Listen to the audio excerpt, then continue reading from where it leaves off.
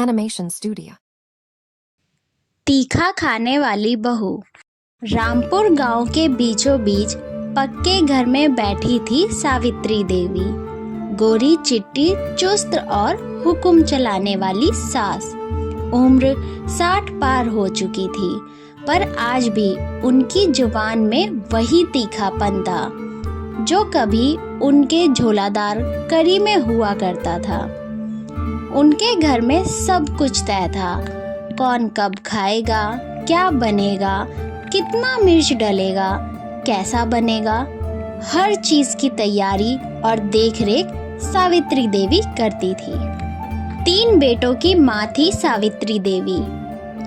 बड़े 2 बेटे अपनी पत्नियों के साथ शहर जाकर बस गए थे, पर छोटा बेटा अर्जुन अभी अभी ब्याह कर लाया अपनी बहू रूपा को। रूपा शहर की लड़की थी, कॉलेज में पढ़ी लिखी, बातों में मीठी, पर एक खास बात थी उसमें। उसे तीखा खाना बहुत पसंद था। मिर्च, मसाले, अचार, बस यही उसकी कमजोरी थी। शादी के बाद जब पहली बार उसने ससुराल में खाना खाया तो उसका चेहरा उतर गया। रूपा का यूं उतरा हुआ मुंह देखकर सावित्री देवी रूपा से पूछती है, अरे क्या हुआ बहू, तुझे खाना पसंद नहीं आया क्या? सासू माँ की यह बात सुनकर रूपा झिझकते हुए कहती है, नहीं माँ जी, खाना तो बहुत अच्छा है, लेकिन तीखा बिल्कुल भी नहीं है। रूपा की यह बात सुनकर सावित्री देवी की भौं तन गई। वह थोड़ा आश्चर्यचकित हुई और उसने रूपा से कहा, कम तीखा? अरे बहू, हमारे घर में तो कभी किसी ने मिर्च ज्यादा नहीं खाई है। ज्यादा मिर्च खाने से तो शरीर पर भी प्रभाव पड़ता है। शरीर के लिए ज्यादा तीखा खाना अच्छा नहीं होता।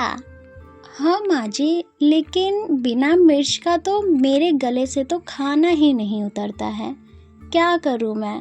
रूपा का यूं जवाब सुनकर उसी दिन से सावित्री देवी और रूपा के बीच मिर्च को लेकर जंग शुरू हो जाती है। अगले दिन जब सावित्री देवी ने दाल बनाई तो उन्होंने बस एक सूखी मिर्च का तड़का लगाया। रूपा ने जब यह देखा तो अपने मन को मसोर कर रह गई। चुपके से रूपा रसोई में गई, अपनी थाली में हरी मिर्च का अचार निकाल कर रख कर ले आई। यह सब करता देख सावित्री देवी रूपा को देख लेती है और गुस्से से उससे कहती है, अरे बहू, इतनी सारी हरी मिर्च, तुझे क्या अपने पेट में आग लगानी है? अरे मम्मी जी, अगर पेट में थोड़ी सी भी आग ना हो तो खाने में मजा कैसा? अरे यो बहू, हमारे घर में ना कोई आग नहीं लगाता, सब ठंडे दिमाग के हैं यहाँ। सावित्री देवी ने रूपा पर मिर्च खाने को लेकर बहुत गुस्सा किया, लेकिन रूपा कहाँ मानने वाली थी। वह बिल्कुल भी ठंडी नहीं पड़ी और मिर्च खाना जारी रहा। एक दिन जब सास बाजार गई थी, रूपा ने सोचा आज तो मजेदार तीखा खाना बनाऊंगी। उसने मसालों का पूरा डब्बा खोल डाला। लाल मिर्च पाउडर, धनिया, गरम मसाला, हरी मिर्च, सब कुछ। खाना ऐसा बना कि खुशबू पूरे मोहल्ले में फैल गई। जब सावित्री देवी लौटी तो नाक में झंझार सी उठी और वह गुस्से से बोलती है, अरे हे भगवान, ये किसने बारूद फोड़ दिया है मोहल्ले में? अरे मम्मी जी, ये आप क्या कह रही हैं? कोई बारूद उरूद नहीं फूटा है मोहल्ले में। अरे मैंने तो आज तीखा चटपटा छोले भटूरे बनाए हैं। तभी रूपा गर्मा गर्म छोले भटूरे अपने सास को परोसती है।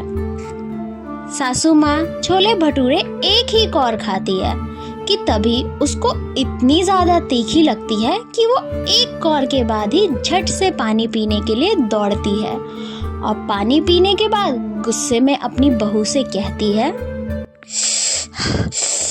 अरे ओ बहू, ये क्या बना दिया तूने? मेरी तो जबान ही जल गई है।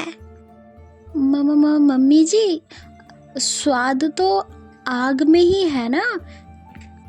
रूपा को यह सब करता हुआ अर्जुन देख लेता है और वह हंसी से लोटपोट हो जाता है और कहता है, अरे माँ, बहू का तो स्पेशल खाना सोशल मीडिया पे वायरल हो जाएगा। तीखे छोले भटूरे का तूफान नाम रख देंगे। हाँ, रख दो ना नाम। और ये घर नहीं, मिर्ची का मंडी बना दो इसको। कुछ दिनों तक सावित्री देवी बहू से नाराज रही। उन्होंने ठान लिया कि अब उसको तीखा खाना नहीं मिलेगा। अगले दिन उन्होंने आलू की सब्जी बनाई, बिना मिर्च बिना मसाला, बस नमक और हल्दी। रूपा ने एक और खाना खाया, चेहरा बन गया और कहती है, माँ जी, ये क्या है अब? अरे बहू, मैंने तेरे लिए हेल्दी खाना बनाया है, बिना मसाले के, सिर्फ प्यार भरा हुआ। मम्मी जी, मैं आपकी बात समझ गई। आपका बहुत प्यार है इस खाने में, लेकिन बिना मिर्ची के कोई मज़ा नहीं है इस खाने का। हाँ, तेरा प्यार भी मिर्च वाला ही होगा फिर तो, है ना? अरे हाँ माँ जी, थोड़ा तीखा लेकिन यादगार। रूपा की यह बात सुनकर और सास का चेहरा देखकर अर्जुन अपनी हंसी नहीं रोक पाता है और खूब हंसता है। कुछ दिनों बाद पड़ोस में कीर्तन का आयोजन था। घर की औरतों ने तय किया कि सब कुछ न कुछ बनाकर लाएंगे। तभी सावित्री देवी बोलती है, हमारे घर से ना मीठा बनेगा, खीर। नहीं मम्मी जी, मैं ना मिर्च वाले पराठे बनाऊंगी। अरे, कीर्तन में कोई भी मिर्च वाला पराठा नहीं खाता है। लेकिन मम्मी जी, सब याद तो रखेंगे ना, तीखे पराठे और मीठा प्यार। रूपा की यह बात सुनकर सासू माँ मान जाती है। कीर्तन वाले दिन रूपा बहुत ही मेहनत से तीखे तीखे काफी सारे पराठे बनाती है और सभी के लिए लेकर जाती है। कीर्तन में सभी को रूपा के हाथ के बने तीखे पराठे पसंद आते हैं और रूपा का पराठा हिट हो जाता है और सभी लोग सावित्री देवी से पूछते हैं, अरे भाभी जी, ऐसा स्वादिष्ट पराठा तो कभी नहीं खाया हमने। सभी पड़ोसियों की यह बात सुनकर सावित्री देवी भी चौंक गई और उसने खुद एक और पराठा ट्राई किया। अरे वाह, भले ही यह पराठा तीखा है, लेकिन स्वाद में कोई कमी नहीं है इस पराठे में। सावित्री देवी की यह बात सुनकर रूपा मुस्कुराती है और कहती है, देखा माँ जी, मैं ना कहती थी, तीखापन बुरा नहीं होता, बस दिल से बनाना चाहिए। अरे हाँ बहू, तू तो वाकई में मिर्च जैसी है, जो पहले जलाती है पर बाद में स्वाद छोड़ जाती है। उस दिन के बाद सास बहू की जंग दोस्ती में बदल गई। अब रसोई में दोनों साथ खाना बनाती। एक दिन सास कहती है, अरे बहू, आज ना मिर्च थोड़ा सा ज्यादा ही डाल दे।